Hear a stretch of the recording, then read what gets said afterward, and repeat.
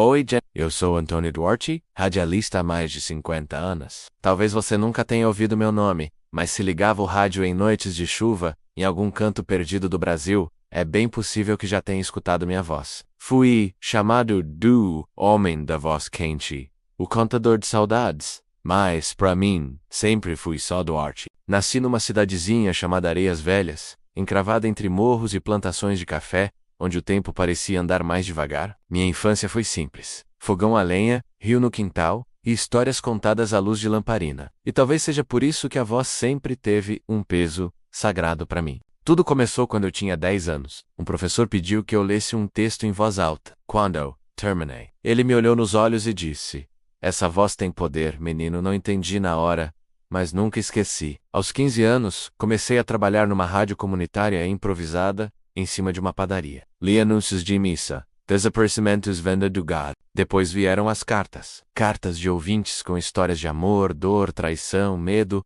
Comecei a ler ao vivo. Um dia, sem querer, chorei durante uma leitura. E o telefone da rádio não parou de tocar.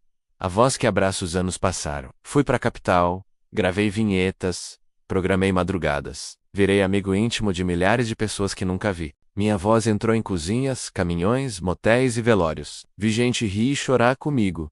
Vi casais reatarem após uma carta. Vi mães reencontrarem filhos. Tudo isso pelo rádio. Mas nem todas as histórias terminavam bem. A carta sem remetente. Certa noite em 2007, chegou uma carta na rádio. Papel velho.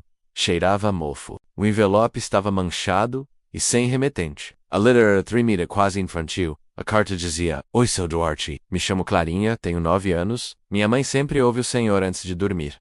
Ela diz que sua voz espanta os gritos.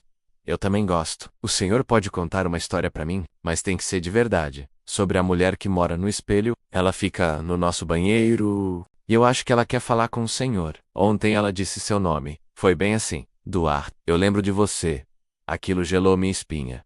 Achei que fosse trote. Mas algo naquela letra, naquela inocência, me travou. Decidi ler a carta ao vivo. Brinquei, desconversei. Falei: "Clarinha, essa mulher do espelho deve ser só seu reflexo com saudade de um abraço." Riram no estúdio, mas o clima ficou pesado. Naquela madrugada, algo estranho aconteceu.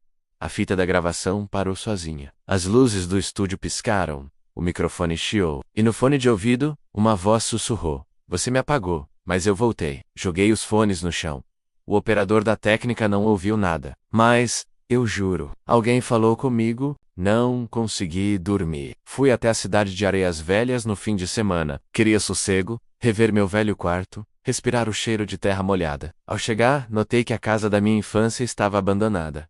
Mas algo me puxou até lá. O quarto da minha mãe ainda tinha o espelho antigo. E então, eu me lembrei. Quando criança, eu tinha uma amiga imaginária. Seu nome era Luísa. Ela morava no espelho. Ela me fazia rir, cantava pra mim. Mas um dia minha mãe mandou quebrar o espelho. Disse que eu estava ficando estranho. Dormia. Falava com a parede. Tremia à noite. Depois disso, nunca mais falei dela. Olhei para aquele espelho quebrado, velho, e juro, vi 2 olhos olhando de volta. A mesma voz, agora clara, sussurrou: "Você me esqueceu. Agora é sua vez de ficar preso." Voltei correndo para a cidade. Fiz meu programa normalmente, até que recebi uma nova carta. Era Clarinha, mas a letra estava madura. Escreveu: "A mulher do espelho disse que a voz dela vai sair no seu lugar." Desde aquele dia, minha voz começou a falhar. Gaguejei ao vivo, a vinheta repetia sozinha. Meus colegas começaram a dizer que estavam ouvindo outra voz no ar. Feminina, rouca, antiga. Eu pedi afastamento da rádio. Mas antes disso, gravei minha última mensagem, deixada programada para ir ao ar à meia-noite, no dia do aniversário da cidade. Naquela noite, o Brasil inteiro ouviu uma transmissão diferente. Ninguém sabe explicar, mas a gravação se alterou. Em vez da minha despedida, uma voz feminina ecoou nos alto-falantes: "Agora é minha vez de contar histórias. Duarte está comigo. Para sempre." O arquivo sumiu.